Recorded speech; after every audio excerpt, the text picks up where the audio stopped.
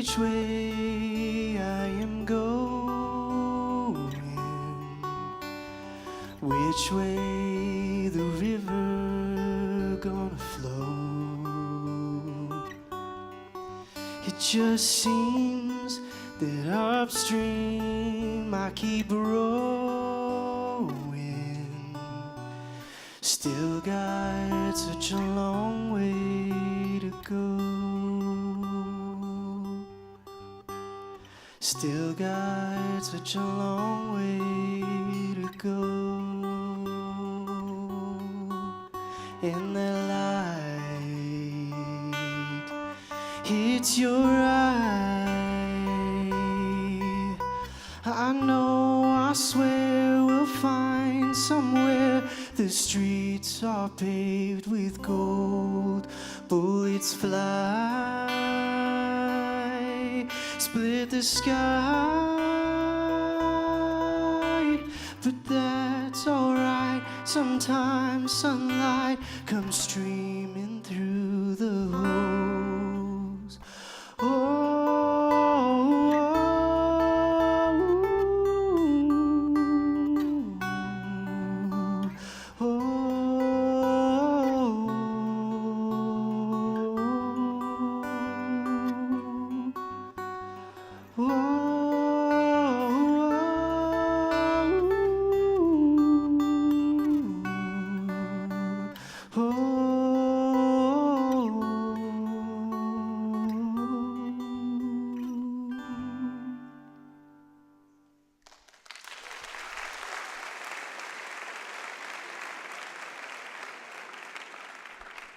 Well, hello everyone. Man, I thought that was a real, oh golly, these lights. Okay, man, it was a really nice moment. The song ended, it was beautiful, and then I came on stage. But hey, I'm so glad you're here. Let me say it again. I am so glad that you are here, and I know that I can't see you, but I'm glad you're here. I'm very excited for this story. This may be like the 1,000th time that you've been to an Easter service, but I can promise you that this is like no Easter service you've been to before. This may be your first time at an Easter service, and man, I'm so excited you're here. This is a story that I think you need to hear. And it's not because it's like me trying to say, you need to know this, but I think you're in this story. And I think you should know that you're a player in this story. And so we're going to tell it in a really unique way. We have 5 acts tonight: creation, fall, longing, redemption, new creation. And we're telling that with song and with video and with readings. And it's just going to be really cool, and I'm very excited. So if you're wondering, why in the heck are we telling stories for an Easter service? What the heck? Why stories? Don't you worry. We have a video. So check out this video. It'll explain why it's called Story of the World. In the grand scheme of humanity, storytelling has never been a necessity for our survival. A story isn't like food or water or shelter. Yet every human civilization, without fail, has passed on stories from one generation to the next. Stories of villains and heroes and gods and monsters. Stories of tragedy and stories of triumph. Stories of heartbreak and stories of love. Parables and fables, fiction and nonfiction, legends and myths. But why? Why story? Why has a simple pastime persisted through the ages? Why do we long to be the hero, or fear becoming the villain? Why do we long for a great adventure, yet at the same time wish we could just come back home? Stories give us wisdom. They teach us, they inspire us, and they awaken our souls to beauty. And they help us to see the darkness in the world for what it really is. When we sit down to read a book, watch a movie, or hear about a friend's vacation, we are engaging in the ancient art of story. Each of us has a story. It all started somewhere. Different moments in our lives have formed us into who we are today. If we want to understand who we are, we have to understand our story. We all have an intrinsic sense we have a part to play. Like we were written with purpose and passion in the very fabric of our bones. But who wrote this story? Am I the author, with the weight of the world on my shoulders, or am I just a puppet, dancing at the flicks and whips of my master? Or is this more of a collaborative effort? One last question. What if it were all true? What if the heroes slaying the evil dragon were actually true? What if the great adventure really did happen? What if the beautiful love story wasn't just a fairy tale? What if all these stories reflected one big story? So saddle up, Buckle in, brace yourself. This story is action-packed. It's got heroes, villains, love and loss, lightness and dark. It's got it all. This is the story of the world and the author who wrote it.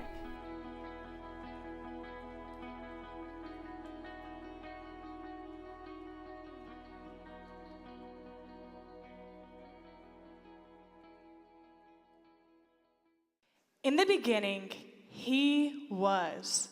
He was God from the very beginning.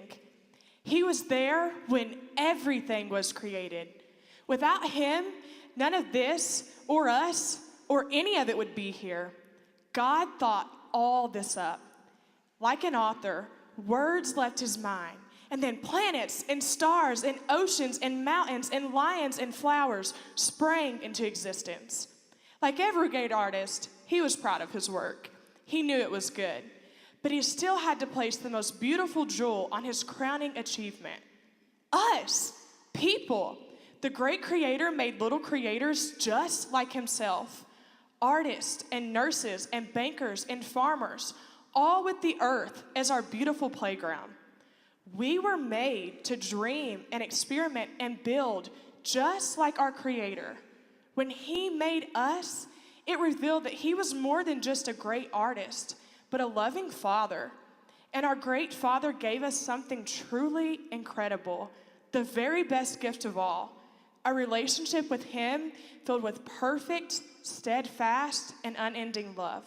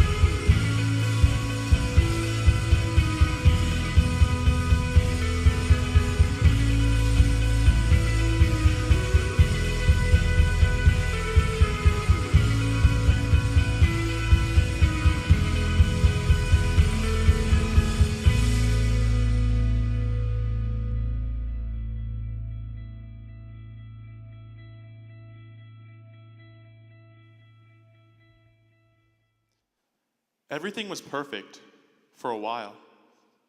Then one day, everything went horribly wrong.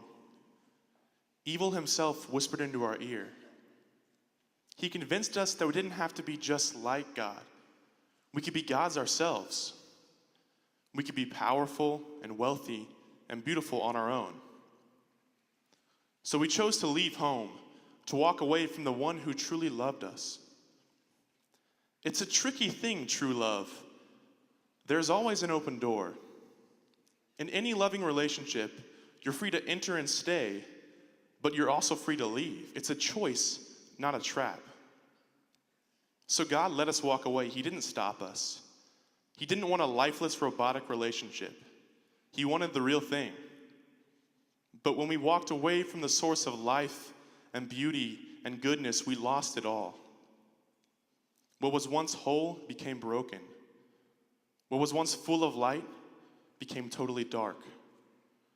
What was once abounding in life became riddled with death. We thought we were gaining power, but we found ourselves helpless. We thought we were getting freedom, but we found ourselves in chains.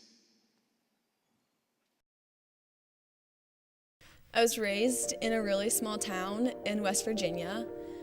My parents didn't know or have a relationship with the Lord, and I was never taught what that was like. I lived in a pretty normal, happy home until July 5th, 2013 was when my parents sat my sister and I down, and my dad told me that he was leaving. I was devastated, I was hurt, I was confused. I didn't understand. Whatever small knowledge I had about God at the time was completely shattered. How could God, who claims to love me, let my father, who also claims to love me, completely walk out on me? Yeah, so I grew up in a Christian home with awesome parents and really present, have a twin and an older brother. It was really great, but for me, unfortunately, I seemed to be into kind of all the things that weren't cool or like socially acceptable for a guy to be into. So I really loved like writing and reading and I don't know, like art and music, and that wasn't exactly the coolest thing to be into. And so growing up, I really just had a lot of like kind of bullying in my life. So I had people saying like when I was really younger, like, oh, you're like a girl because you're into these things and you're nice and kind, which turned into later people bullying me and being like, oh, you're gay because you like creative stuff. And it really created a lot of this like confusion in me. And it really kind of led to this kind of broken identity of being like, man, who do I think I am and what's going on, all these different voices, which really led to this sense of like loneliness of being like, okay, I don't feel like known by people or accepted by what's going on. I feel really misunderstood and kind of separated. And so this loneliness really set in, and this sense of like broken kind of identity just became kind of what I lived in my life. My life began in an unorthodox home. My mom had me when she was 18. Actually, I was in her stomach as she walked to get her diploma when she graduated high school. Both of my parents were there when I was born, and actually, it was my dad's birthday, so we share the same birthday. The transition into parenthood was really hard on my parents. My mom took it better than my dad, but I still had a lot of great memories. One of the fondest memories is actually of me and my dad. We were riding around downtown Kokomo. I was in the back seat and he was up front and we were just dancing to music on the radio. Little did I know at that time that would actually be one of my last memories of my father, because in a few short months he would actually walk out of my life.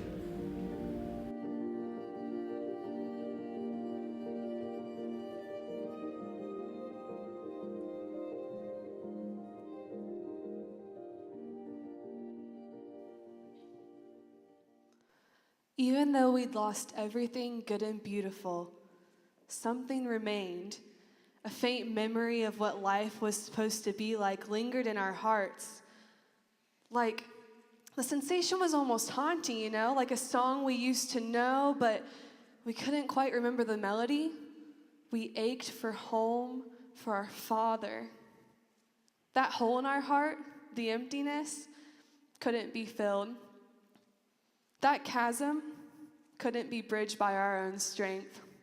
The symptoms of that first rejection just ran too deep. Like an infection at the core of our soul, we ran to empty things to fill our emptiness, but in the wake, all that was left was a deeper longing than before. But God handed down a promise to us through his chosen storytellers. He wouldn't abandon us. He'd send us a hero. Whatever the cost, he'd bring us home. When my father left, I felt super broken and alone. Very shortly after my parents' divorce, both of my parents got into new relationships. My sister became really depressed, and I was just there. And I didn't want to be. I wanted to feel something again, so I did whatever I saw happening, and I got into a new relationship with a guy who was older than me, who I thought could fix me. And I never expected him to leave me even more broken than I already was before. I went through that cycle over and over for years, and I started to believe that I wasn't worthy and I wasn't worth being fixed. So because of this kind of feeling lonely and feeling kind of separated, it led to this just sense of like kind of striving to fill these like kind of voids and gaps in my life. And so the first thing I really turned to was just performance. And so I kind of created this like facade of my life that everything was just really okay. And so I was just, really involved in a lot of things and was like making good grades. I was like, man, if I just crush things, like if I'm in all these things in college and successful, then people will be like, oh, you're okay. And I'll feel this kind of acceptance that I was looking for from other people. And the other way I feel like I really just dealt with the loneliness was also looking for like relationships and looking for a perfect friendship or a perfect relationship that would really just cure this kind of sense of wanting to be loved and cared for and this need for love. So I started looking into these things to kind of feel this, and they just really just never turned out. And so I just kept going over and over in these like kind of cycles of good grades or a perfect relationship to really just satisfy what I was looking for. Because he walked out, there's this empty space in my heart. And over the next few years, I would actually do everything that I could to fill that empty space so I could feel valuable and have some sort of affirmation. I did sports, tried to have a girlfriend, did really well in school, but nothing would ever satisfy it. One day, my junior year, my mom approached me and said that my dad wanted to meet me for Christmas. And I remember feeling instantly numb. I was pale as a ghost. But I knew that this was the only chance that I would ever have to get clarity. My mom dropped me off at the airport, and my body instantly went into autopilot. My mind was just rehearsing how the events would unfold of meeting my father. As I approached that escalator that would separate me and my father, autopilot switched off. I was immediately flooded with emotion, hate, suffering, pain. And I quickly realized that my desires for feeling valuable and affirmation, I actually desired somebody to feel that pain and that suffering that I had. Specifically, I wanted my dad to feel that suffering and pain. I took a moment to gather myself, and I stepped on the escalator.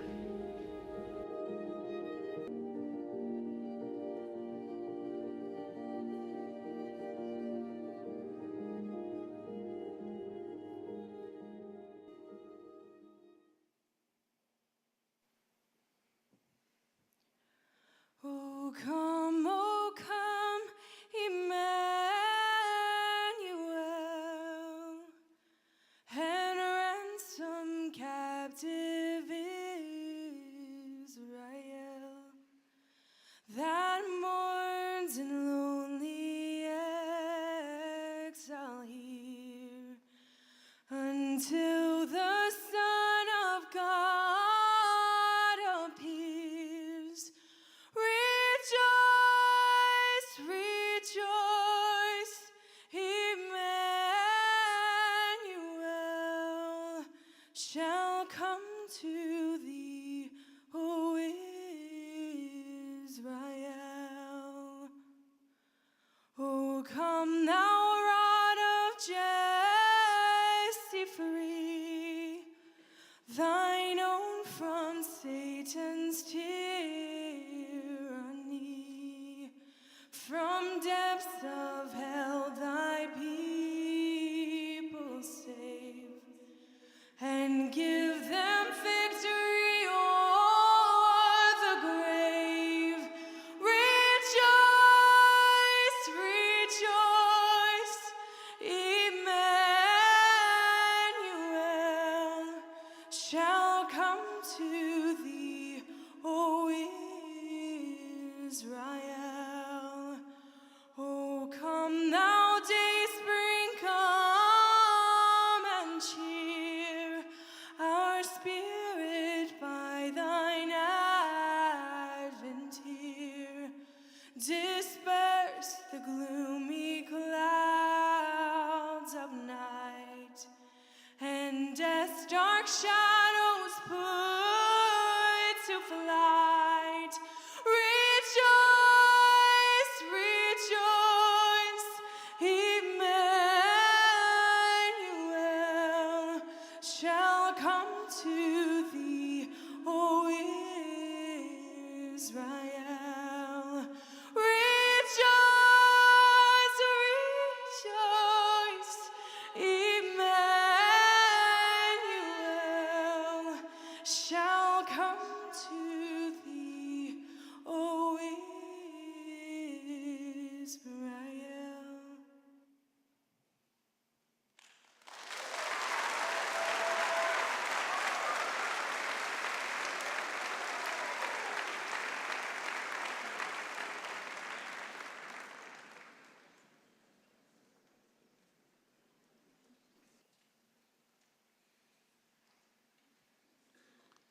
Then, when no one expected it, a new character appeared. A man who came from nowhere, a man with no status or wealth walked into the story. A man named Jesus. But this wasn't a man who acted like he came from nowhere. No, this was a man who acted with power and authority and jumped onto the stage and said, I am the one who was there in the beginning. I am the hero that was promised to you. Evil's reign is coming to an end on this planet. Follow me, and I will lead you back to the Father's arms. But the powerful and the prejudiced didn't like that he was disturbing their little piece of power and status. Evil whispered into their ears and convinced them to put an end to him. So they crucified him. A terrible and treacherous ending. A death fit for a villain, not a king. But that wasn't the end. No, not at all. You see, 3 days later, when his friends came to the grave to pay their respects, they were met with the most wonderful miracle that the world has ever seen. The grave was empty. The only thing that remained were the hero's tattered grave clothes. What's the fuss about? He asked them. They turned around, surprised, but honestly scared out of their minds. It's not the end. This is just the beginning, he said. A new time has come. I have defeated death and I've put it in its grave. My light has conquered the darkness of this world. Do you not know that I love you? I said that I will bring you back to the Father, no matter the cost. By the grace of God, I ended up at UK and the Luau party. I was looking for an escape of reality, but God was looking for someone like me, and he met me through a girl at this place called CSF, and I ended up at an event called Dirty Laundry shortly after that, and it completely changed how I thought about God and how I thought about Christianity. Somewhere deep inside of me, God whispered, "You're not alone." And that was the first time that I felt like someone was actually pursuing me, chasing me down, who was faithful and was never gonna leave me. So I came into college and I just met amazing people and friends that really just pursued me and weren't afraid of things in my life and just wanted to know me really well. And the sweet thing that happened was they really just said, like, Seth, I don't want to be the end, and I can't give you all that you're looking for, but I want to direct you to the God that can and the Father that can. And so through this season, I just really came to know, like through walking through pain in my life and journaling a bunch, I just came to know like the Father that loves me and cares about me. And this line that I love in Scripture is it says, "And while he was still a long way off, the Father, filled with compassion, ran out, hugged, and kissed his Son." And that story just revolutionized and just really just transformed my life of knowing that God, like as much as I want to be known by God, he wants to know me more. And he really cares and deeply loves me. And I'm able to just live and wake up every morning and know that God like wraps his arm around me and loves me and cares about me so much. I get to the top of the escalator and I make eye contact with my dad. My father, 6'5", burly man covered in tattoos, and he's done 4 tours in Iraq. And he's sobbing. As he started walking towards me, I felt like time was slowing down. And the clearest I've ever heard his voice, the Lord spoke to me. He said, "Stephen, why do you hold sin over this man when I don't even hold sin over this man?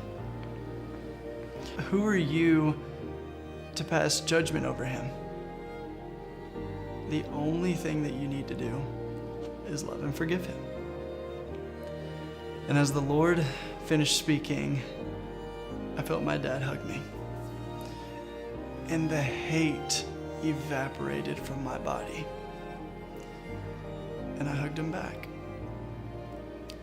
Over the course of that night, me and my father would spend hours talking and catching up. And I chose to forgive him.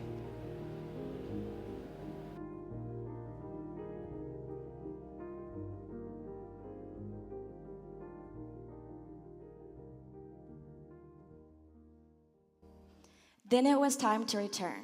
The hero's throne of victory awaited him. But before he left, he gave us one last mission.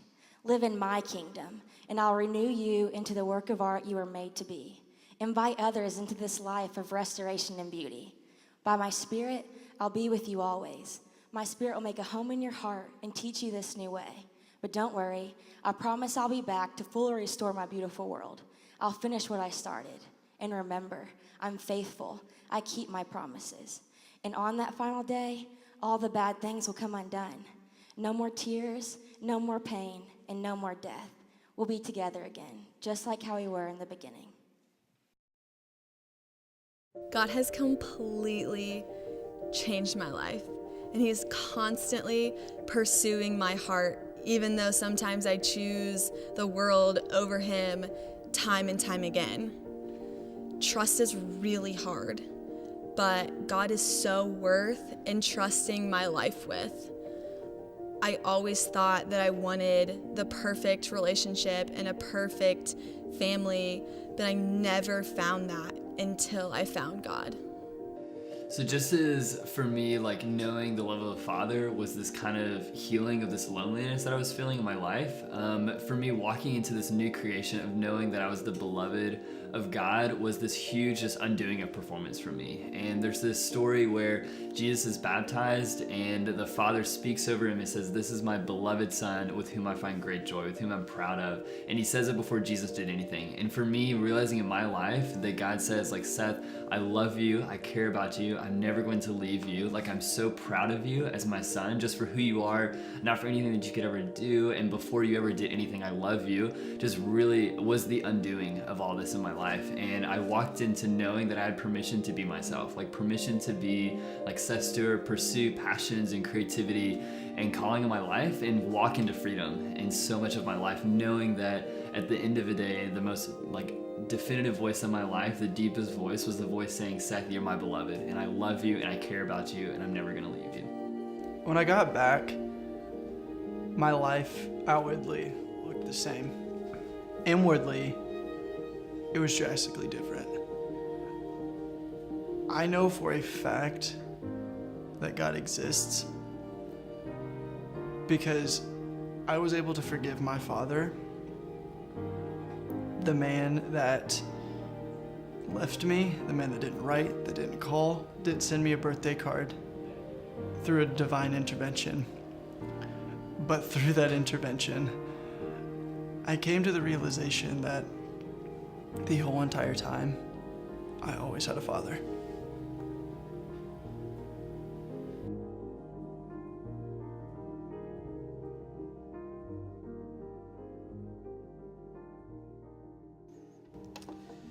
Well, we just saved you all a lot of time tonight, because in just the past few minutes that we've been here, we've actually covered the entire story of the Bible. This really thick book, probably most of us in here have not cracked maybe a quarter of it, much less the whole thing. But in these last few minutes, we have covered from beginning at this picture over here, creation. And then you move to this picture and you see death and the fall coming in. And then this picture, the longing for something, for life to not just be barren. And then you see life, redemption start to come back into the world. And then new creation where life is just exploding everywhere. You know, not all stories are created equal. Some stories are true stories, some stories are false stories, some stories are, good, some are bad. We've all seen good Hollywood movies, right? We've all seen probably bad movies that we wish we could get our money back on. I know for me, growing up, and it wasn't probably until I met my wife and started to hear her story of growing up that I realized probably my story growing up was fairly dysfunctional. And I knew some of it growing up, but I suppose in the context, it just seemed somewhat normal because, when I was 4 years old, my dad took off, much like Stevie's story, and he never showed back up again. I'd occasionally see him around in the small town where he lived, but he was never really a part of my life again. By the time I was 17, I'd lost one brother to drug addiction, and I would later lose another brother to drug addiction, losing both my brothers dying in such an incredibly painful way. And, you know, I was caught up in the story that so many of us are caught up in, the story of that the center of the world was about myself. That the story of the world was that, you know, I'm just going to pursue pleasure as much as I can and in whatever way, shape, or form that looks like. But at 17, I got caught up in this news story. And as I don't know that I could have put it into the words that I can maybe put it now, but at the time, I think what attracted me to this story and what drew me into this story, amongst so many things, was that it fit life. It was like a key that when that story came to me and I started to kind of learn more and more the depths of this story, and I could see myself as a part of that story, something just clicked and this key kind of fit in this door and life got unlocked for me in a really unique way. You see, the story of the Bible, it affirms so much of what makes sense of our world. Because we have these instincts, right? We have these instincts about the world, right? The creation. That we have this instinct that it's good. Right? That life is worth fighting for, that this world is worth taking care of. We shouldn't just dump chemicals into rivers and take, just abuse creation, that we need to take care of creation, that we should also take care of people because people matter, because people are valuable, because life itself is good. And the Christian story helps me to make sense of that. It helps me to understand that there is a goodness to creation because God has said it's good. It's not just some cosmic whirlwind that's spinning around and someday all the suns and stars are going to die out and eventually it's all going to grow cold. No, it's not just a story, it's a good story. And that the Bible helped me make sense of that story. But it also helps me make sense of this other really important fundamental thing of life. The story of the world that the Bible tells us that yes, that the world is good, that God made it good, but somehow life went really, really bad. And that this evil entered the world, and in some ways it dominates our world and has dominated our world for many, many years. But there's this haunting that something is wrong. But the question is, where do we ever get that sense of wrong from? C.S. Lewis is one of my favorite storytellers. And he has this great line in his book, Mere Christianity, where he says this. He says, my argument against God was that the universe seemed so cruel and unjust. But how had I got this idea of just and unjust? A man does not call a line crooked unless he has some idea of a straight line. What was I comparing this universe with when I called it unjust? And so the world, the Bible story makes sense of our yearnings to think that, no, this world is worth fighting for, it's good. It also makes sense of the fall, that there's something that's gone wrong. But it also makes sense that all of us have this kind of hunger in our hearts, don't we, to see the world made right. To see that the injustices in the world are put to right, that the pain and the suffering in our world, that we long for those things. There's this hunger for pain and suffering to go away. You know, the psalmist writes in Psalm 61 that in this whole Old Testament, so if you want to read the whole Old Testament, this massive portion of the Bible, it's basically this: the longing for God to come and do something. Because you can read the creation and fall stories in probably about the first 5 pages of the Bible. And then you see this massive, massive swath of stories and incidents and people going, God, can you try to make this world right? And people trying through political power, people trying through coercion, through lying, through all these different ways, even noble efforts. And through human effort, it just doesn't get put right. You know, there's a story that probably you heard when you were a little kid, and it just kind of went as a nursery rhyme. And I think it sums up this longing that we have. It's that little kid's story. I've got 3 little kids who are someplace here tonight, and you know that little nursery rhyme that Humpty Dumpty, he went out and sat on a wall. But Humpty Dumpty had a great fall. And all the king's horses and all the king's men and all the king's therapists and all the king's counselors and all the king's social workers and all the king's governmental programs and all the king's, whatever the king could throw at it, whatever this world could throw at it, could not put Humpty together again. And this is the thing that I think that our world gets so right when I see so many, and I see so many of you, and I know the causes that you fight for. I know so many of you have these social justice instincts, and I see so much of our world that's going, yes, you know, let's make this world right. And I see that, and there's this duality to it. There's a duality to it because on the one hand, it is absolutely right to hunger for justice. It is absolutely right to hunger for this world to be put right and for injustices to stop and for care and to increase in our world. And so I say there's an absolutely right instinct that's been put in us from the very beginning that our world was not meant to be like that. It's meant to be a good world, not a world of injustice. And yet there's another part of that instinct that's wrong. There's another part of that instinct that's wrong because we think we have to do it ourselves. And we think if we could just roll up our sleeves far enough, if we could just exert enough moral muscle, that maybe we can make this world right again somehow on our own effort. And that's been tried for centuries upon centuries. People have had plan upon plan to do it themselves. And in some ways, it reminds me of the story of Sisyphus, that old Greek story, the old Greek tale where Sisyphus, was consigned to eternal torment. And what he would do is he would push that rock up to the top of that hill in eternal torment. And when he would just get it to the top of the hill and think he's going to push it down the other side and it just would be off of him, it suddenly rolls back down again. And he has to go back down again. And forever, for all eternity, he labors and he labors and he labors, never, ever getting anywhere. And that's what happens when we long. We do long, and rightly so, for the world to be put to right. We want creation to return because we know that the fall has entered, and we want something to be right again about our world. We want it to be put back to the way that it was made to be. And here we come to tonight. We come to tonight, and this is Easter weekend. A unique weekend that Christians have celebrated for 2,000 years now. And what happened 2,000 years ago is that there was this remarkable plot twist in the story. It was unthinkable to the people who were living it at the time. It was not something they were expecting at all. Shakespeare had scholars debate on which parts in his plays that he kind of speaks through, that really this is just kind of a character. You read The Tempest and you see that sorcerer out on the island and you read his lines, you think, is this him speaking or is this Shakespeare speaking through them? But Jesus does something really unique. God does something really unique in this story 2,000 years ago. He doesn't just speak through a character, he becomes a character.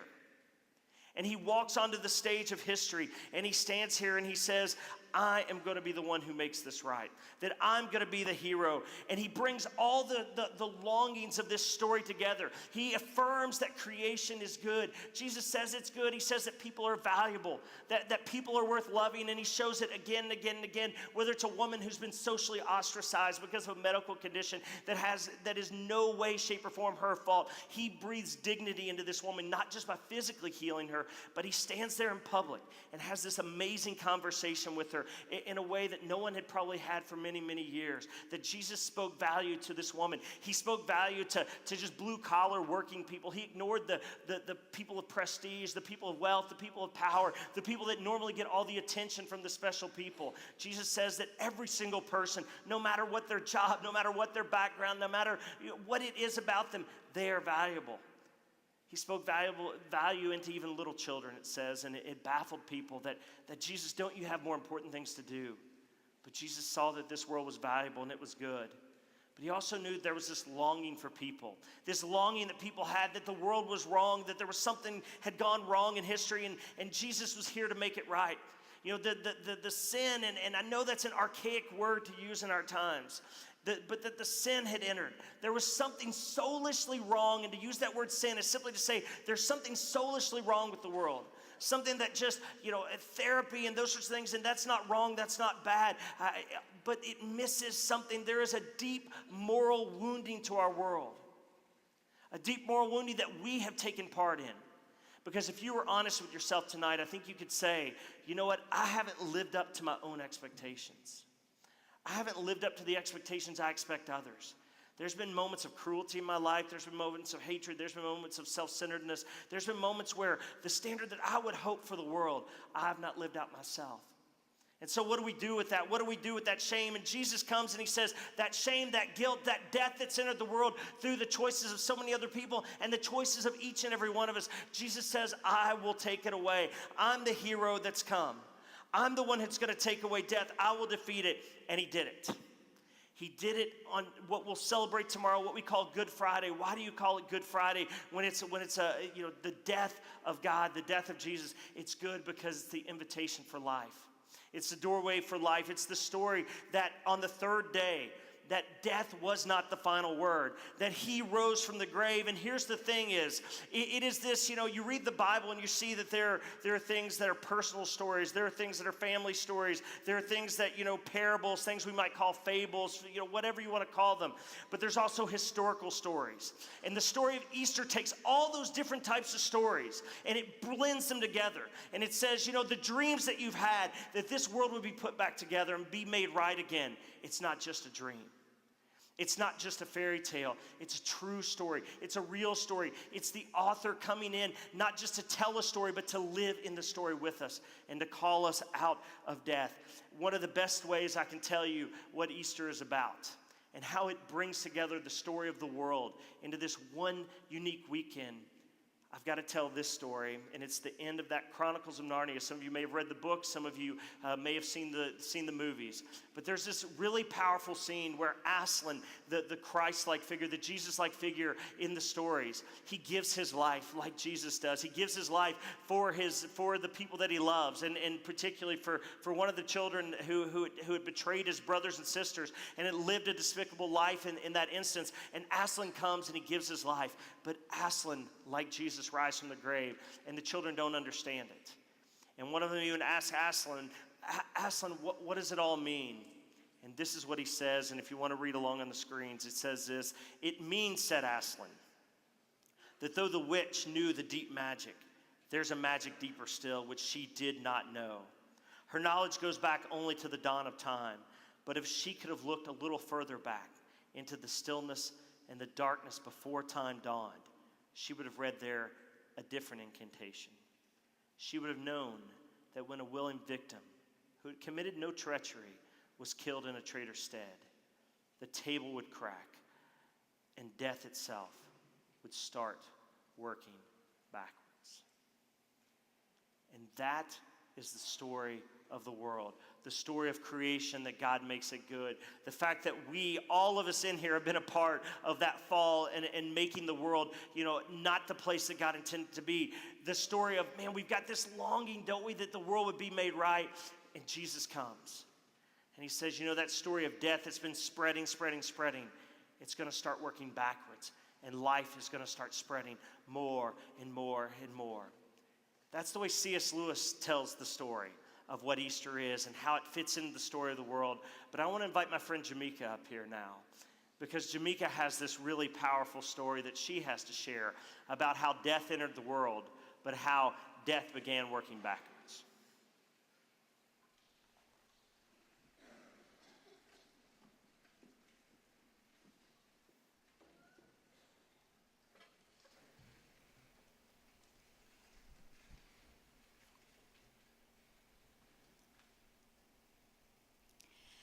As I joined the creation of humanity, my mother kept me safely tucked away into the locks of her arms as she whispered a promise to me.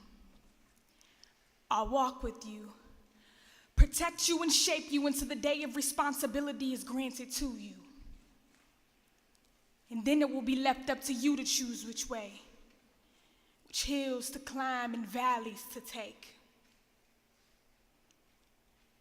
And unfortunately, the valley I chose was that of the shadow of death, as I allowed the vicious cycle of the enemy to twirl around me full circle as if he was some kind of friend of me.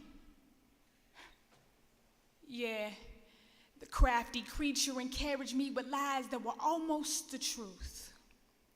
See, he told me it would feel good. And that part was true, but only for a while, because he failed to mention anything about a child. Till the day I realized that an actual life was growing on the inside of me. I mean, what was I to do with the baby at the age of 19? And now sitting in the clinic, my heart racing at a fast pace. Man, he was nowhere to be found as my choices spit fire back into my face.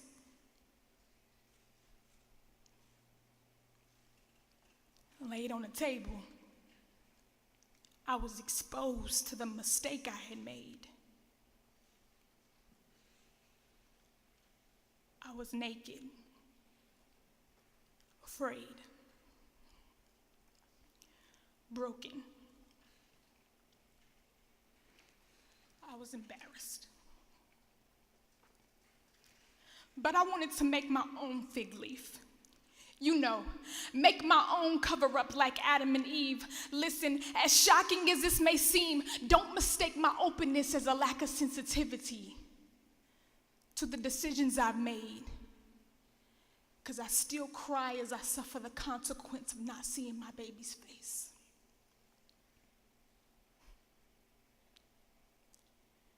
But while I was still far off and empty, I heard a small voice call out to me and say,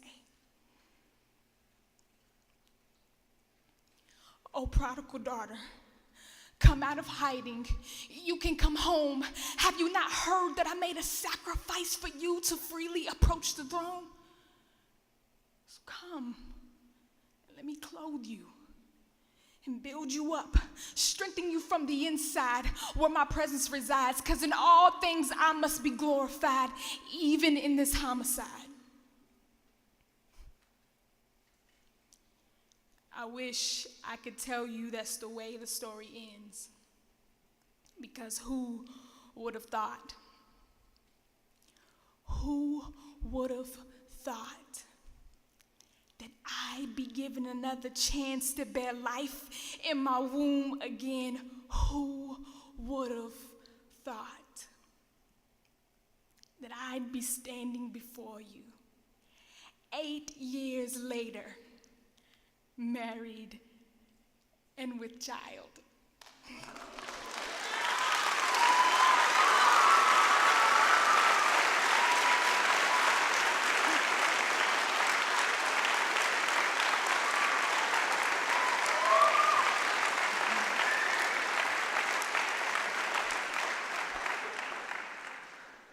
Married and with a child. What kind of love is this? A love that safely tucks you away into the locks of his arms and whispers his promise to you. I'll walk with you, protect you and shape you, and I'll never leave you, and I'll never forsake you. Thank you.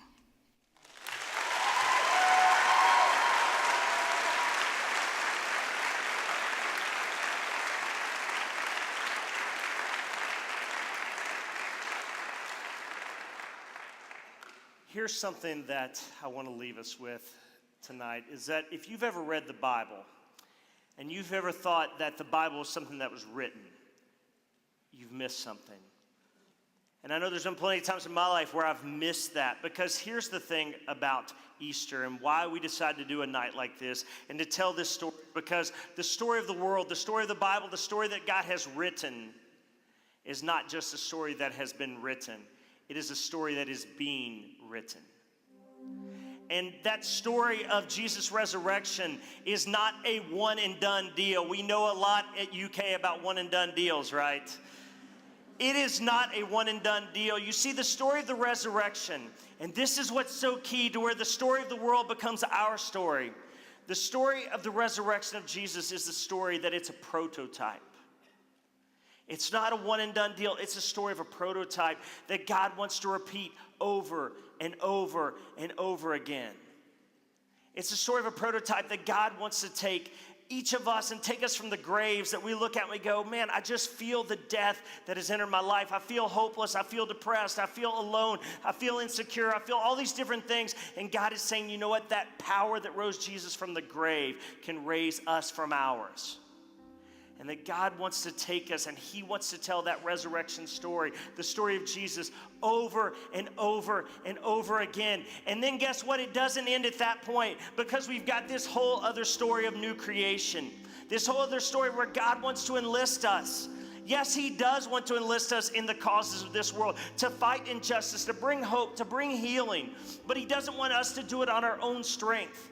He wants to do it empowering us with his unlimited power. He doesn't want us to do it to earn his love. He wants us to do it because we already know that we are loved and that he has brought us up out of the grave. And he wants to use us and bring us into his story. And so tonight is just a huge invitation for all of us in here, wherever you're at with your life with God, is to step into his story.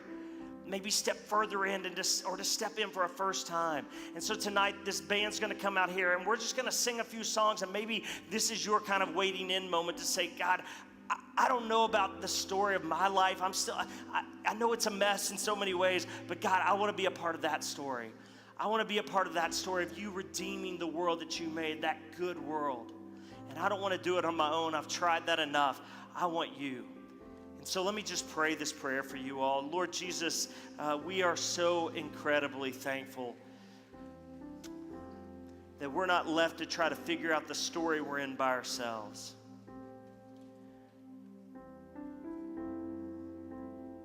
That you've given us kind of the plot, you've given us the script, and you're calling us to be a part of your story where you're the lead actor, but you are giving us these meaningful roles where we get to help redeem the world through you.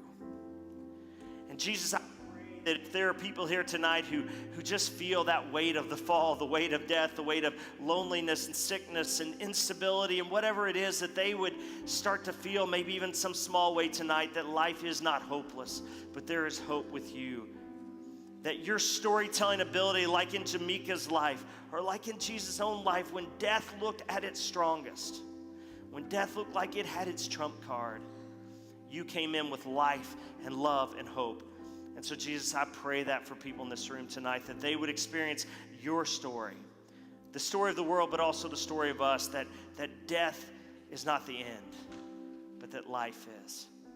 And so, Jesus, that only comes through you, and that only comes through your resurrection. And so we just take these last few minutes together to sing and to say thanks for that good story.